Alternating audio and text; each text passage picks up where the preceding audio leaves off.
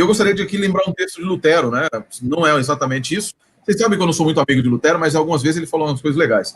E aí mandaram uma carta para ele perguntando assim, depois de 10 anos, perguntando o que estava a divindade, Pai, Filho e Espírito Santo, fazendo no concílio, está no livro do Olsen, perguntando o que a divindade fazia sozinha quando não havia nada, nem universo, e existia apenas a divindade, nem anjos, nem nada. O que eles estavam fazendo? Qual era a opinião dele? Ele disse assim, eles estavam preparando o inferno para quem fica fazendo esse tipo de perguntas. Ei, aproveita que tu tá com a palavra, explica aí a Shema Israel, Adonai Eloheinu, Adonai Echad. Explica isso aí para nós aí. Ouve, Israel, o nosso Deus é único. E o pessoal gosta de esse texto para dizer, diz que é mais de um, então são 3 deuses. Ali é o monoteísmo, chamado monoteísmo monolítico de alguns que pensam lá. Ali existe uma ideia comum, que não é uma ideia baseada em linguística, de que o Errad significa unidade composta, né, e somente que o Yahid seria unidade absoluta. Os dois podem significar a mesma coisa, os dois são bastante intercambiáveis na língua hebraica, e aparecem assim nas línguas polignatas também. Acontece que Errad pode também significar, e é esse que é o contexto ali, ele pode significar também apenas um advérbio, significando apenas Deus é o nosso Deus. Eu costumo traduzir o Shema Israel Adonai Eloheinu Adonai Echad como ouve Israel, apenas o Eterno é nosso Deus. Apenas o Eterno é nosso Deus. Não há outro Deus que seja o nosso Deus. O problema é o mesmo problema lá de 1 Coríntios 8. O pessoal, não, há apenas um Pai, um Deus sobre todos e um Senhor Jesus Cristo. Está em voga, não está em discussão a questão do relacionamento interno da divindade, nem da existência de pessoas na divindade, mas o relacionamento da existência de outros deuses. A questão é politeísmo versus monoteísmo, e não trinitariano versus unicismo. São coisas diferentes. A trindade não é, e mesmo rabinos judeus, como Maimônides, o Rambam, ele fala que a trindade não pode ser considerada, o conceito trinitário cristão, não pode ser considerado como Avodazará. Avodazará é a expressão de idolatria em hebraico. Por quê? Porque ele mesmo explica, e vários rabinos judeus do seu tempo, e de outros também, dizem o seguinte, embora se creia na divindade plural, não se crê na pluralidade de divindades. Percebe a diferença? Se crê na divindade plural e não na pluralidade de divindades. Então, alegar, por exemplo, que o judaísmo, que o monoteísmo judaico, sim, o monoteísmo judaico entende que Deus é singular e pronto. Qual é a ideia com relação ao Errad e ali naquele texto, Errad e Yahid? Errad é a expressão básica para dizer que Deus ele é um único Senhor, apenas um único Senhor. Ocorre que Errad e Yahid acontece em 2 lugares, pelo menos em Provérbios no Salmo, significando algo que poderia ser algo múltiplo.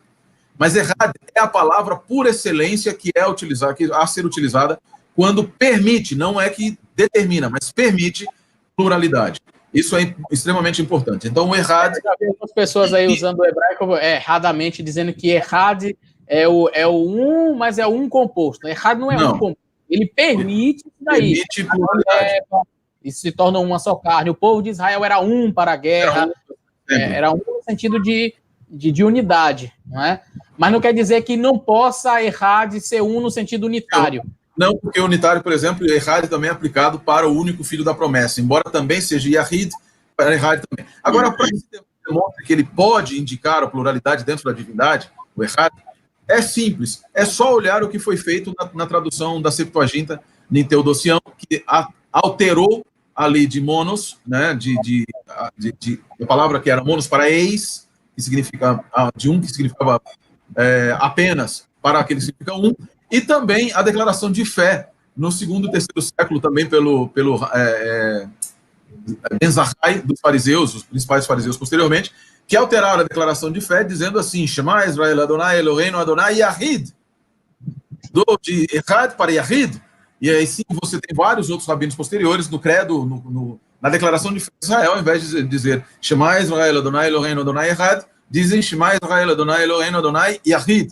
Por quê? Porque Errad, embora não determine, não obrigue, ele pode sim ser um indicativo de pluralidade na divindade. Interessante que se fosse a ênfase de Moisés falar essa unidade, a singularidade no sentido de unidade mesmo, uma pessoa mesmo, ele teria dito Yahid, né, como eles fizeram posteriormente, não teria falado uma que permite. Agora você falou uma coisa, eu queria já encerrar aqui, passar a palavra para o pastor Gilberto, Você falou uma coisa muito que a gente já falou.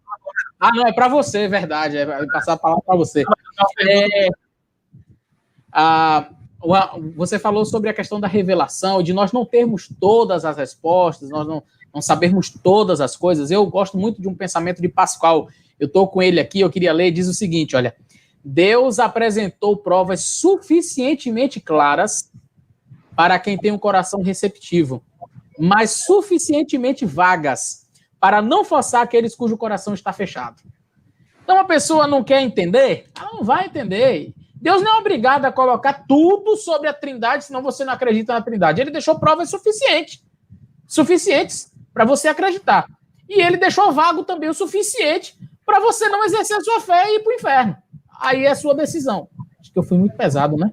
Para você pensar em salvação e tal. Jesus agora pega todas essas palavras que o pastor Eleazar disse com toda a fúria e o zelo da tua palavra, traduz para as pessoas e coloca no ouvido com o zelo o amor do teu amor. Isso, eu acho que ele foi muito cruel.